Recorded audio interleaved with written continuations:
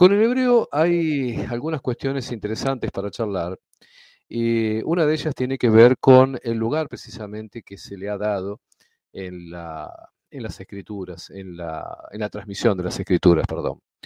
Cuando pensamos en la información tradicional que brinda el judaísmo, ellos toman al hebreo como la llamada Lashon HaKodesh. Lashon significa lengua, HaKodesh significa lo santo o el santo, con lo cual el idioma hebreo para ellos sería el Lashon HaKodesh, la lengua de lo santo. Porque ellos se basan en decir que las Sagradas Escrituras comenzaron siendo transmitidas en hebreo.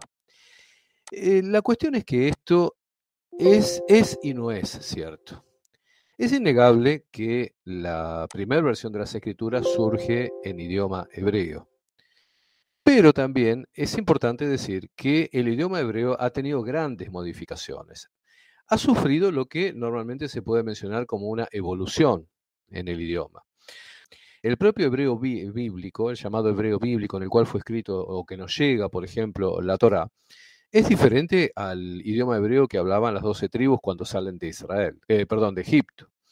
Eh, el idioma que hablaban ellos era muy similar a otras lenguas cananeas. Y pensemos por un momento que los 430 años de moverse el pueblo de Israel en la tierra de Canaán y en la tierra de Egipto, los 230 años en Egipto y los 200 en Canaán, generaron modificaciones en el idioma. Los idiomas no son plenamente puros, los idiomas reciben influencias de los idiomas que hablan los pueblos circundantes, del intercambio, de la relación, por ejemplo, de los acuerdos comerciales o de las relaciones laborales, de las situaciones laborales. Los idiomas se ven mutuamente influenciados. Entonces pensemos por un tiempo. El pueblo de Israel se encontraba en la tierra de Gosén, pegado a los egipcios. Es normal que los israelitas hablaran egipcio. Y es normal que las personas que trabajaran con egipcios hablaran egipcio y se manejasen incluso con palabras comunes del idioma egipcio. De hecho, el idioma hebreo, por ejemplo, cuando luego recibe la influencia a partir del Imperio Macedonio de Alejandro del idioma griego, empieza a adoptar un montón de palabras griegas, lo cual le ocurre a cualquier idioma. Por eso hablar de que el idioma hebreo y el idioma hebreo bíblico son idiomas puros y prácticamente Dios habla en hebreo es ciertamente muy poco serio, lingüísticamente llega al nivel de lo ridículo, y simplemente tenemos que decir que no es el idioma que habla Dios, para ser clarísimos.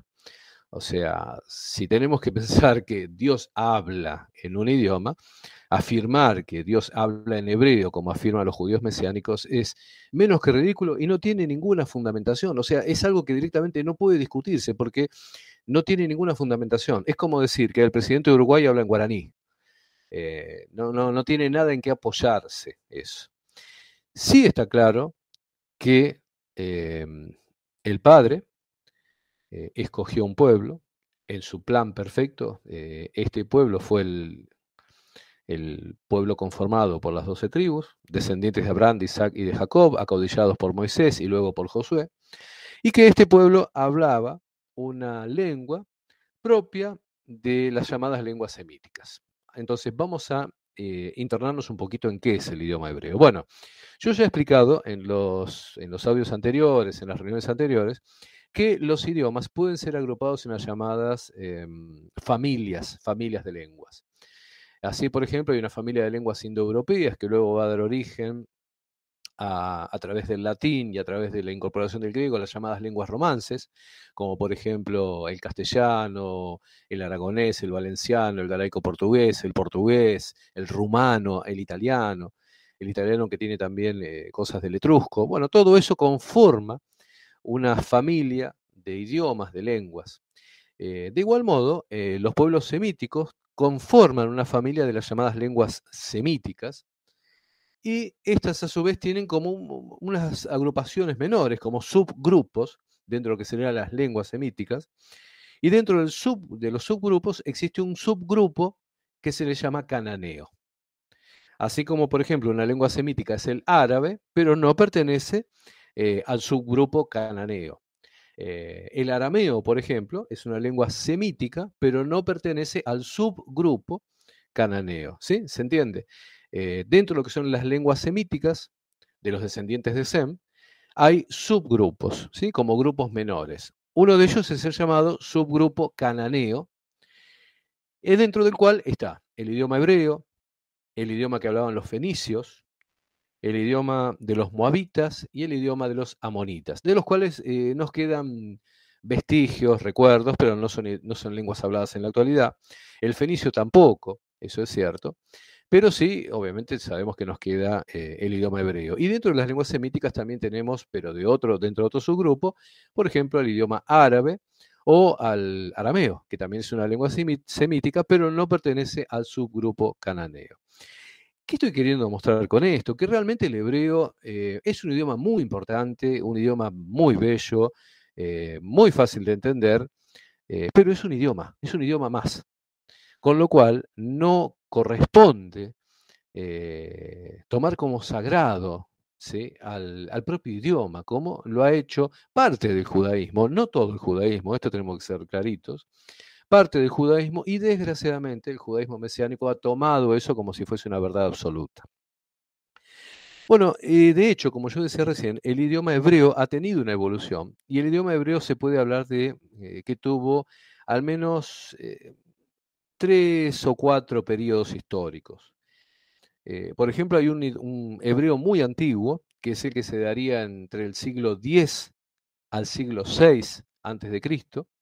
Ese es el que se llama bíblico arcaico, ¿sí? El más antiguo, bíblico arcaico, en el cual fue escrita, por ejemplo, la Torá, del cual nos llegaría, por ejemplo, el libro de Job. Luego habría un periodo bíblico tardío, ¿sí? O sea, es un más reciente. Ese iría desde el siglo V hasta el siglo III antes del Señor, antes de Cristo, digamos, en términos occidentales. Repito, hay un hebreo bíblico arcaico, más antiguo, que va del siglo X al siglo VI, antes del Mesías, antes de Cristo. Luego hay un hebreo bíblico tardío, que va del siglo V, ¿sí? El anterior terminaba en el siglo VI, este va del siglo V antes de Cristo, antes del Mesías, al siglo III antes del Mesías. Luego aparece un hebreo que se ve reflejado, por ejemplo, en los llamados rollos del Mar Muerto, ¿sí? Los rollos encontrados en el año 47, que son tan importantes que tantas veces nombramos. Bueno, los rollos del Mar Muerto están escritos en un hebreo más cercano a nosotros, aunque estemos hablando de hace miles de años, que iría entre el siglo III antes de Cristo al siglo I antes de Cristo. Luego viene el hebreo de la Mishnah, que hoy también te voy a hablar acerca de qué es la Mishnah. El hebreo de la Mishnah va desde el siglo I al siglo IV, ya de nuestra era, y en el siglo IV se produce un evento, que ahora lo vamos a ver, con el cual el hebreo desaparece como una lengua hablada por el pueblo. Entonces tendríamos esos distintos periodos. El tema con el paleohebreo. La cuestión es esta. El hebreo no es el primer idioma escrito. Cuando uno lee ese libro, que no es un libro tan solo, esas páginas escritas que se llaman libro de Bajir, que es uno de los libros más importantes de la Kabbalah, yo ya les he hablado en algún momento de eso, el libro de Bajir dice que el mundo fue formado a partir de las 22 letras del alfabeto hebreo, compone una serie de fábulas, de inventos acerca de cómo Dios creó el mundo con las letras hebreas, lo cual no tiene ninguna fundamentación, parece un cuentito de película mágica, de magos, realmente no tiene ninguna seriedad. Fue escrito por un cabalista y lo que resulta a veces, tengo que ser franco en esto, resulta increíble cómo gente de nuestro tiempo, año 2020, personas que eran parte del cristianismo y que se hacen mesiánicos, lo digo entre comillas, empiezan a tomar todas estas cosas como si fueran verdaderas. El libro de Bajir, un libro escrito hace más de 1800 años, en unas páginas de una persona que conocía su idioma, el hebreo, pero no tenía ni idea de lo que actualmente llamamos filología, o sea, estudios de los idiomas. el libro de Bajir es un invento casi ridículo, pero muy, muy interesante para, para algunos judíos, porque expone toda una idea mágica acerca de la creación del mundo con las letras hebreas. Diciendo falsamente, cosas que se pueden probar con mucha facilidad, diciendo falsamente que el idioma hebreo era el más antiguo y todas esas cosas ridículas. El idioma hebreo no es el más antiguo. Antes que el idioma hebreo existió, y de hecho antes que la escritura hebrea, existieron, por ejemplo, los idiomas hablados en Mesopotamia y escritos, la escritura cuneiforme con forma de cuña. Esto ustedes pueden googlear, googleen cuneiforme, escritura sumeria, escritura acadia, la escritura que se hablaba urítica, la que se hablaba en Ur y se escribía. Son todas escrituras mucho más antiguas que el hebreo. Si a alguien se le pudiera ocurrir que Dios formó el mundo a partir de las letras más antiguas, no estaríamos en presencia del hebreo, sino que estaríamos en presencia de la escritura cuneiforme, que era de Mesopotamia. ¿Qué es lo que ocurre? Los fenicios tenían una forma de escritura. Los fenicios son los que crean la escritura tal cual nosotros la tenemos en la actualidad. Obvio, no con los mismos dibujos que en la actualidad, pero sí, por ejemplo, las letras de tipo romano, vamos a decirlo con sencillez, la letra A, por ejemplo, la letra A nuestra, es similar a la letra A que hacían los romanos, ¿sí? Del latín, la cual surge y tiene relación con la letra alfa que hacían los griegos. Pero a su vez la letra alfa que hacían los griegos tiene su origen en la primera de las letras del alfabeto fenicio. Y la primera letra del alfabeto fenicio tiene origen en lo que ahora muchos confunden llamando el paleohebreo, que en realidad no es paleohebreo, sino que sería paleocananeo, el idioma anterior a la escritura hebrea, ¿sí? Ustedes han visto lo que llaman normalmente paleohebreo, que son dibujitos, ¿sí? Claramente, no tengo otra forma de decirlo. Por ejemplo, la primera letra del llamado paleohebreo es la cabeza de un animal, de un toro. Ahora bien, ¿dónde se origina esto? Si uno ve el alfabeto paleohebreo, ve, por ejemplo, como te digo, en la A, lo que sea la A o la Aleph, ¿sí? Del idioma hebreo, ve la cabeza de un toro. Ahora, esto no surge de la nada. Hubo alguien que lo inventó. Y se sabe exactamente en el momento que eso fue inventado. Esto es lo increíble. En el siglo XX, la cima de una montaña, no muy alta, una montaña de 400 metros, ubicada en Arabia, se encontró un lugar donde había una extracción de minerales, y en ese lugar de extracción de minerales apareció una escritura hecha en lo que actualmente se llama paleohebreo, pegada o paralela a una escritura en egipcio, en jeroglíficos egipcios. Se encontró, al poder traducir los jeroglíficos egipcios, que lo que estaba escrito en egipcio era similar a lo que estaba escrito en eso que actualmente llaman paleohebreo. De ahí se pudo deducir que estas personas lo que habían hecho era copiar la idea egipcia de hacer dibujos los cuales representarían a los sonidos de las letras. Entonces es ahí donde se crea, yo te pido disculpas, realmente no me acuerdo en este momento cómo se llama esa mina, ¿sí? Una mina, un lugar de extracción de mineral, donde aparece esta escritura del llamado paleohebreo, pero en esa, por ejemplo, aparece la cabeza del toro, que da origen a lo que luego sería el dibujo fenicio de la cabeza del toro, que luego va a dar origen a lo que es la Aleph, que luego va a dar origen a lo que es la alfa griega, que luego va a dar origen a lo que es la A, lo que sería el mismo símbolo de la A latina, que luego va a dar origen a la A que nosotros utilizamos en castellano. Con lo cual, esto no significa que Moisés, por ejemplo, escribió la Torá con dibujitos, como por ejemplo, usando la A como la cabeza de un toro. No es así.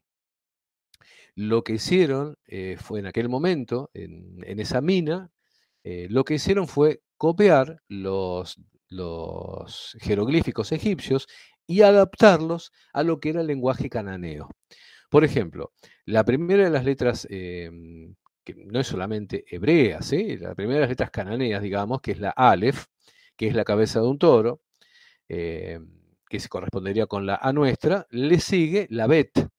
La Bet es una forma cuadradita en el llamado paleohebreo y responde esa forma cuadradita a la idea de una casa, a la idea de una casa y da origen a lo que se llama Bait, que es casa en hebreo. Bueno, el cuadradito que representa una casa es la misma representación egipcia de una casa o de un cuarto.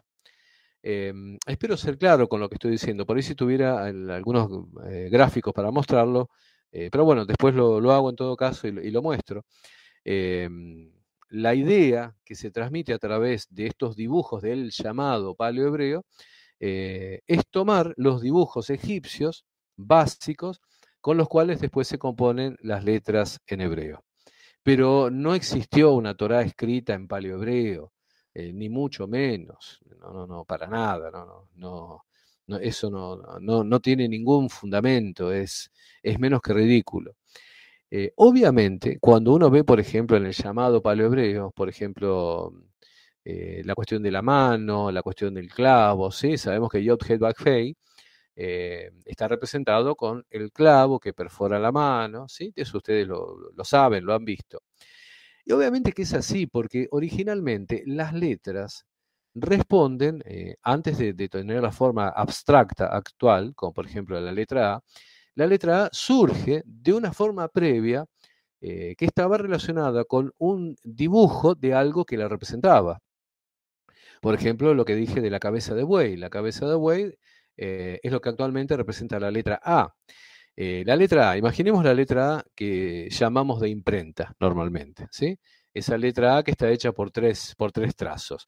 Dos que serían como un triangulito, ¿sí? Un ángulo, perdón, y otro que lo cruza abajo. La letra A, ¿sí? De imprenta. Ahora, esa misma letra A de imprenta, imaginémosla dada vuelta, ¿sí? 180 grados, con las dos piecitas de lo que sería el ángulo para arriba. Esas dos piecitas del ángulo para arriba y la otra que la atraviesa, esas dos piecitas del ángulo serían los dos cuernos del toro, ¿sí? Que dan origen a la cabeza de toro, que es el origen de la letra Aleph. Bueno, la cabeza de toro en el alfabeto fenicio se transformó simplemente en las dos rayitas que hacían a los cuernos del toro y el travesaño. Los fenicios la pusieron de costado, ¿sí? Como si uno la moviera 90 grados, la pusieron de costado, y luego los griegos la siguen usando de costado, pero le dan una forma más retocada, que es la forma de la alfa griega, y luego los romanos la terminan de dar vuelta, le dan la vuelta otros 90 grados, con lo cual queda 180 grados de lo que era el original, y es así que llegamos a la letra A que nosotros en la actualidad usamos. Pero todo eso no se origina en un mensaje de Dios dado a los hebreos y una letra que circundó el universo, sino que se origina en alguna cabeza de buey representada por los jeroglíficos egipcios. Hablando de los periodos históricos, como dije, ahí tenemos esos periodos, el hebreo, el bíblico arcaico, el bíblico tardío, el bíblico de los rollos del Mar Muerto, el bíblico luego el de la Mishnah, y finalmente, en el siglo IV, el hebreo desaparece como lengua hablada por el pueblo judío, por los que habían quedado, obviamente, ¿no? Por el pueblo judío. ¿Por qué? ¿Por qué desaparece? Bueno, desaparece precisamente porque con la última rebelión de Bar Kokhba, de Bar Kosiba, la persecución de los judíos generó que el idioma hebreo continuase en algunas comunidades de la diáspora, pero en su mayoría en el pueblo judío dispersado incluso de la tierra prometida, el idioma hebreo desapareció como un idioma hablado por la mayoría. Eh, Permaneció, como digo, en algún ámbito cerrado y religioso, pero la mayoría de la gente pasó a hablar arameo, griego y algunas lenguas en contacto con ellas. No latín, no, por ejemplo, aun cuando fue la lengua del Imperio Romano, que fue el vencedor, el pueblo judío no adoptó el latín como su lengua. sino que se mantuvieron con el arameo y con el griego, el idioma griego, un idioma comercial, porque de hecho el Imperio Romano, aun cuando su poder se extendió más allá de lo que había sido el Imperio Macedonio de Alejandro, el Imperio Romano mantuvo el idioma griego, lo cual puede sorprender, ¿verdad? Porque uno dice, bueno, no, los romanos conquistaron, habrán impuesto su idioma. No, en lo que es la zona de Medio Oriente, la gente siguió hablando arameo y se manejaba en griego comercialmente. En lo que era el norte de Egipto, también mantuvieron el idioma griego.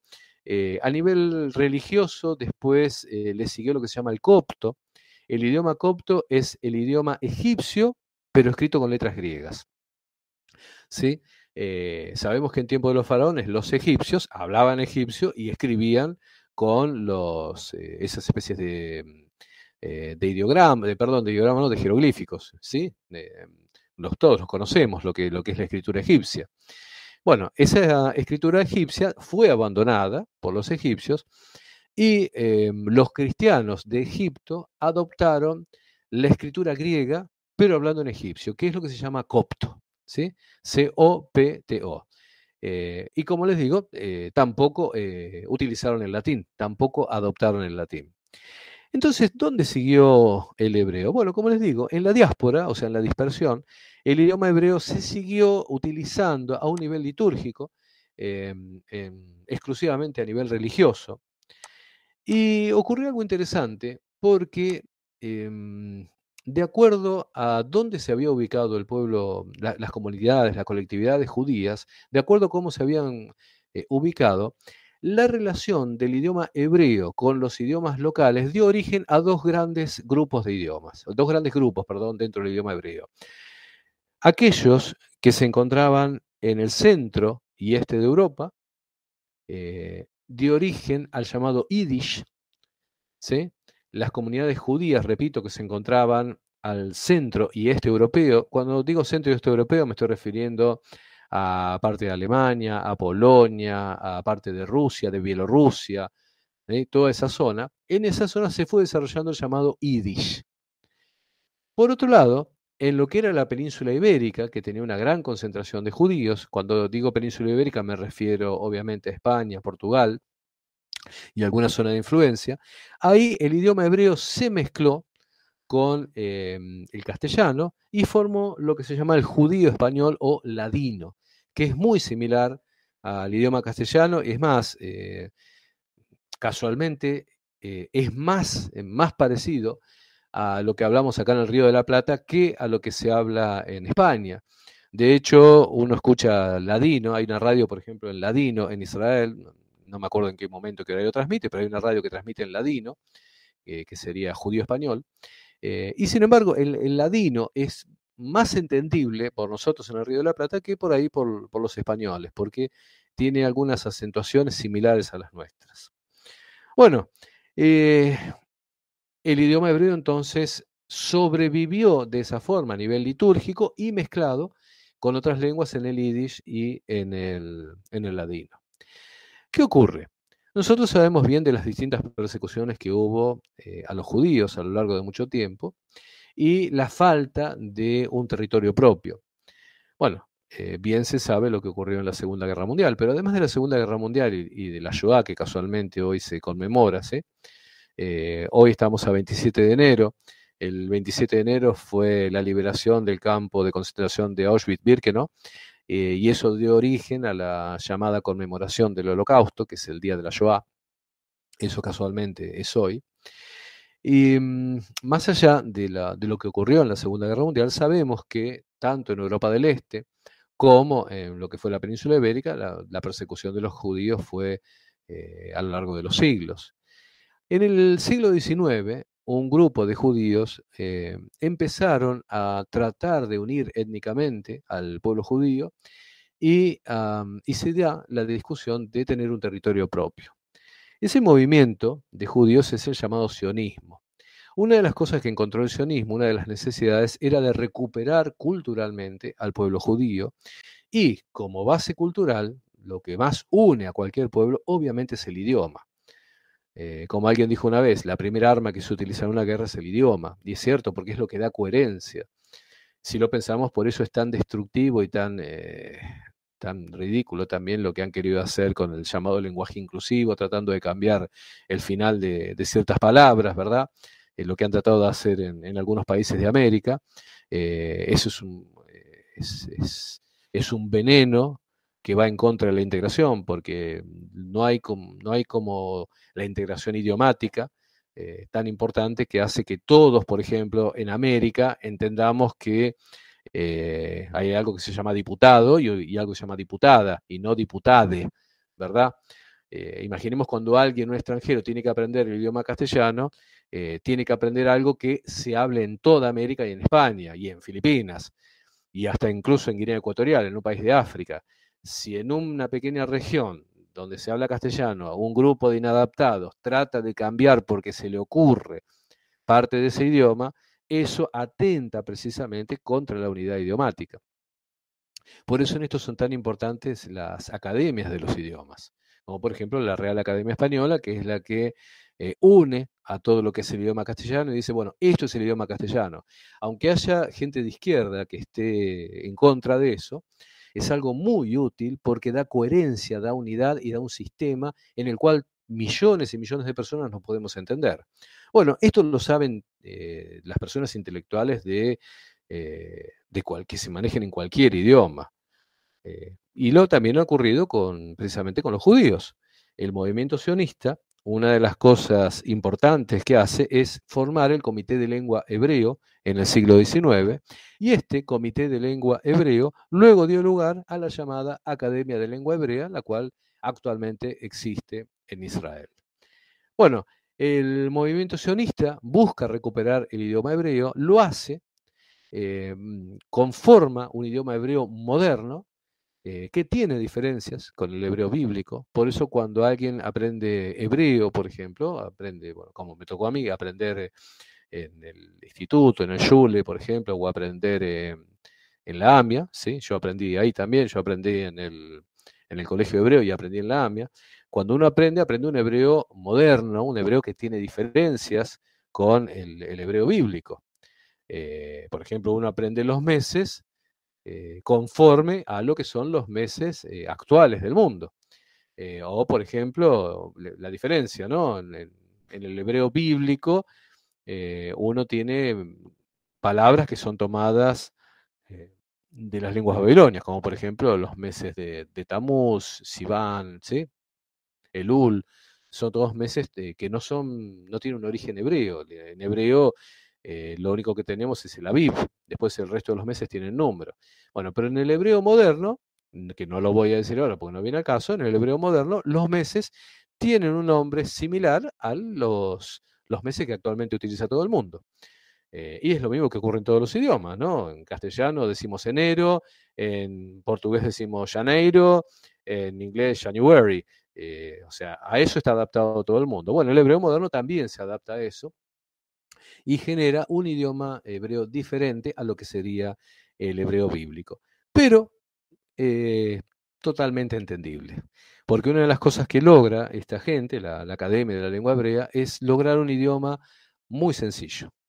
Porque si hay una cosa que reconocer, es esa. Realmente el idioma hebreo es muy sencillo. Lo que se lee se pronuncia como se lee.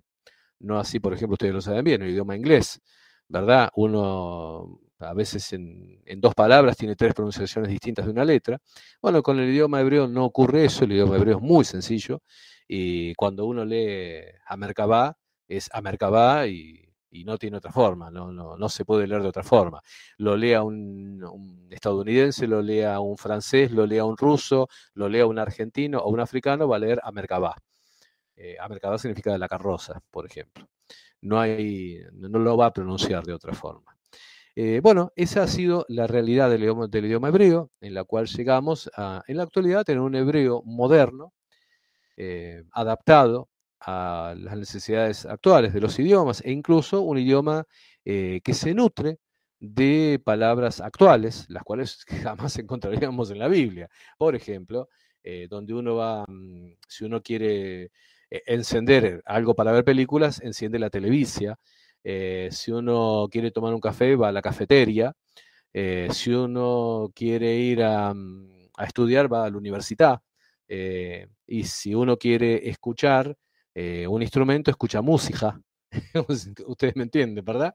Hay un montón de palabras utilizadas por el idioma hebreo moderno que son tomadas precisamente de otros idiomas.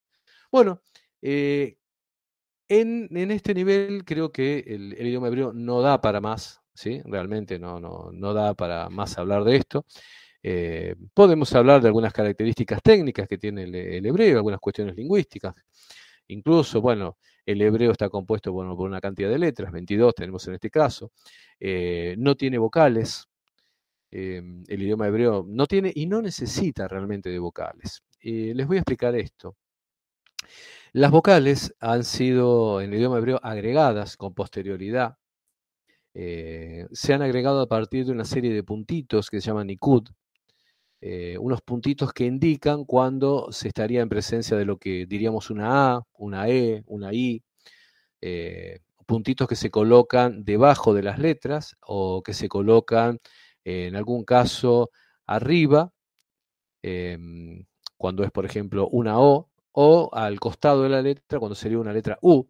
Bueno, estos puntitos se llaman nikud. Uno pensaría que son necesarios, pero tuve ocasión de, cuando aprendí en el Shule, por ejemplo, en el Haim Nachman Bialik, el colegio Bialik, aprendí Bli Nikud, o sea, sin puntitos, y realmente se lee igual sin los puntitos, aunque parezca increíble, porque el idioma hebreo es muy sencillo y uno se adapta a entenderlo sin la necesidad de puntitos. Esto, que puede parecer, bueno, algo menor, es lo que llevó incluso a algunas personas a pronunciar directamente el nombre sagrado sin necesidad de tener los puntitos. Porque alguien pensaría, bueno, pero si no tengo los puntitos no sé cómo se dice. Sin embargo, cuando uno aprende hebreo y lee de corrido, se encuentra con el nombre sagrado y lo pronuncia como corresponde, porque sale naturalmente. Pero bueno, eso ya sería meternos en cuestiones lingüísticas que requieren, bueno, un aprendizaje del idioma hebreo también. Pero para decirles algunos datos, el primero S, por ejemplo, es un idioma consonántico, es un idioma que no tiene vocales. Repito, no las necesita. No son necesarias. Por el contexto, por la frase, uno entiende lo que está diciendo y no necesita las vocales.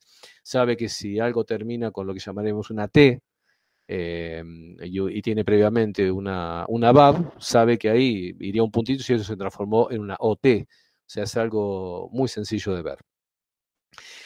Otro dato que puedo dar del idioma hebreo, que sí esto es muy lindo porque esto tiene que ver con la antigüedad del hebreo como idioma, es que el idioma hebreo se escribe de derecha a izquierda, a diferencia, por ejemplo, del castellano y los idiomas más modernos que se escriben de izquierda a derecha. ¿Por qué esto muestra que es un idioma antiguo? ¿Sí? Algo que no debemos dejar de lado, más allá de que yo ya he dicho y aseverado que no es la lengua puesta por Dios en primer lugar en la tierra. Más allá de eso, no podemos negar que es un idioma antiguo, es uno de los idiomas más antiguos y está vivo uno de los idiomas más antiguos, como también está el griego, por ejemplo, que es uno de los idiomas más antiguos. Eh, ¿Por qué se escribe de derecha a izquierda? Bueno, pensemos que originalmente esto se hizo tallando la piedra. Eh, el idioma hebreo no se escribe en papel al principio, como les digo, como los idiomas más antiguos, y se inicia tallando en piedra, marcando en lugares importantes, y obviamente que los hombres han tenido desde tiempos inmemoriales más fuerza en el brazo derecho. Entonces, si yo tengo que cincelar algo en la piedra, es natural que tome el cincel con la mano izquierda y que dé el golpe de martillo con la mano derecha, aun cuando que lo que esté tomando quizás no sea un martillo, sino sea, por ejemplo, una piedra más dura. Bueno, escribo de derecha a izquierda porque voy escribiendo con la fuerza voy tallando la piedra con la fuerza del brazo derecho. Eso se continuó y se trasladó a lo que es la escritura, ¿verdad? Por eso se escribe de derecha a izquierda.